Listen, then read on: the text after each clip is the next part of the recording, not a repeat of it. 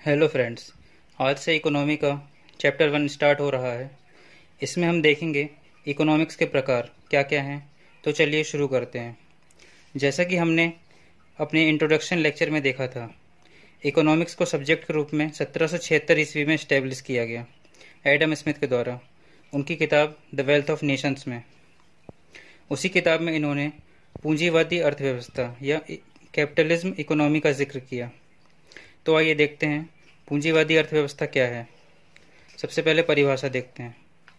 ऐसी अर्थव्यवस्था जहां पर उत्पादन के साधनों पर या प्रोडक्शन के फैक्टर्स पर पूंजीपतियों का नियंत्रण होता है, उसे पूंजीवादी अर्थव्यवस्था कहते हैं। सबसे पहले अमेरिका ने अपनाया था। कोई भी अर्थव्यवस्था कैसे जानी जाती है?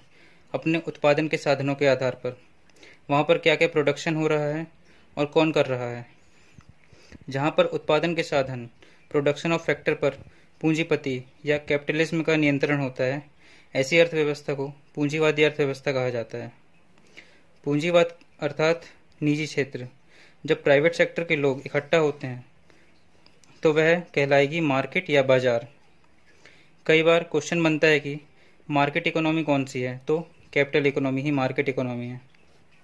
यहाँ पर लगभग 100% क्षेत्र प्राइवेट सेक्टर के लिए ओपन होते हैं। यहाँ पर दो फैक्टर्स काम करते हैं। पहला है डिमांड और सप्लाई या मांग और पूर्ति, दूसरा है कंपटीशन या प्रतियोगिता।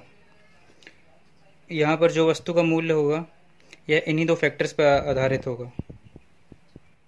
ऐसी अर्थव्यवस्था जहाँ पर वस्तु के मूल्य का निर्धारण मांग पूर्ति व प्रतियोगिता के आधार पर निर्धारित होता है, तो उसे कैपिटल इकोनॉमी कहते हैं। इसके बाद हम एक दूसरी अर्थव्यवस्था देखते हैं जो है समाजवादी अर्थव्यवस्था या सोशलिस्ट इकोनॉमी। चलिए इसकी परिभाषा देखते हैं। ऐसी अर्थव्यवस्था जहाँ पर उत्पादन के सभी साधनों पर सरकार या गवर्नमेंट का नियंत्रण होता है, उसे सोशलिस्ट इकोनॉमी या समाजवादी अर्थव्यवस्था कहते हैं। सबसे पहले रूस ने अपनाया। तो समाजवादी अर्थव्यवस्था में जिसे रूस ने अपनाया, इसमें उत्पादन के साधनों पर सरकार का नियंत्रण किया गया। सरकार के नियंत्रण में आने पर सभी चीज़ों का निर्धारण सरकार करती है। कहाँ उत्पादन होना है, कैसे उत्पादन होना है और क्या क्या उत्पादन होना है। लेकिन जब कैपिटल इकोनॉमी में आते हैं तो पूंजीपति वहीं पैसा लगाएगा जहाँ उसे लाभ होने की संभावना होगी। पूंजीपति लाभ के उद्देश्य से काम करता है और सरकार कल्याण या वेलफेयर के उद्देश्य से कार्य करती है।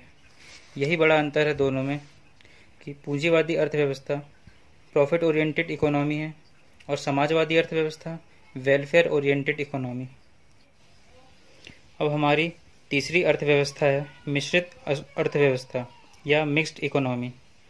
सबसे पहले इसकी परिभाषा देखते हैं।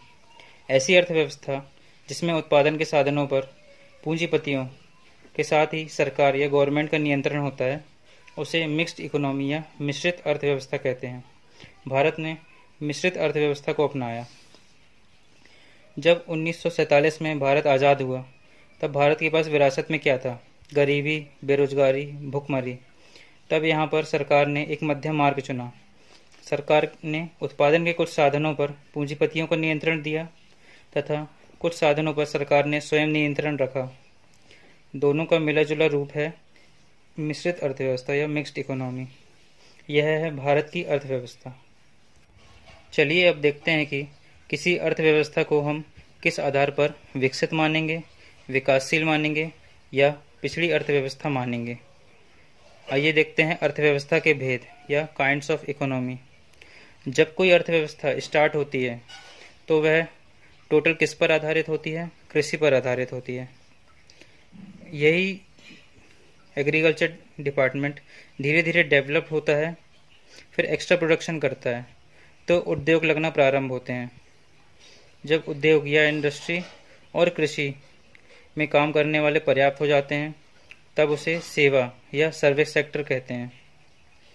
तो कोई भी अर्थव्यवस्था को आपको इन तीनों क्षेत्रों के आधार पर ही निर्धारित करना पड़ता है। पहले देखते हैं पिछड़ी अर्थव्यवस्था। यदि किसी अर्थव्यवस्था में कृषि क्षेत्र की भागीदारी सर्वाधिक है, यानी 100% में से 50% से ज़्यादा, तब वह अर्थव्यवस्था पिछड़ी कहलाएगी। ऐसी कंट्रीज़ हैं साउथ सूडान, युगांडा, यमन। दूसरी है विकासशील अर्थव्यवस्था, जहाँ पर कृषि का योगदान कम हो रहा हो और साथ ही उद्योग और सेवा का योगदान बढ़ रहा हो, ऐसी अर्थव्यवस्था डेवलपिंग इकोनॉमी या विकासशील अर्थव्यवस्था कहलाएगी। फिर से देखते हैं, जहाँ पर कृषि का योगदान कम हो रहा हो, साथ ही साथ उद्योग और सेवा के योगदान बढ़ रहा हो, तब वह अर्थव्यवस्था क्या कहलाएगी? विकासशील अर्थव्यवस्था। जैसे कि भारत और चीन, दुनिया में सबसे तीव्र गति से विकास हो रहा है भारत देश में। 2008 से पहले चीन हुआ करता था, लेकिन 2008 में भारत ने चीन को पीछे छोड़ दिया है। अब तीसरा है विकसित अर्थव्यवस्था या डेवलप्ड इकोनॉमी। ऐसे देश हैं अमेरिका, जापान, कनाडा, स्विट्जरलैंड, जहाँ पर कृषि का योगदान न्यूनतम हो और उद्योग और सेवा का योगदान सर्वाधिक हो। ऐसी अर्थव्यवस्था कहलाएगी डेवलप्ड इकोनॉमी या विकसित अर्थव्यवस्था। इसका सिस्टम एकदम पिछली अर्थव्यवस्था से उल्टा होगा। कृषि क्षेत्र में न्यूनतम पर आ जाएगा और अधिकतम उत्पादन पे उद्योग और सेवा क्षेत्र में होगा। आज के लिए इतना ही। धन्यवाद।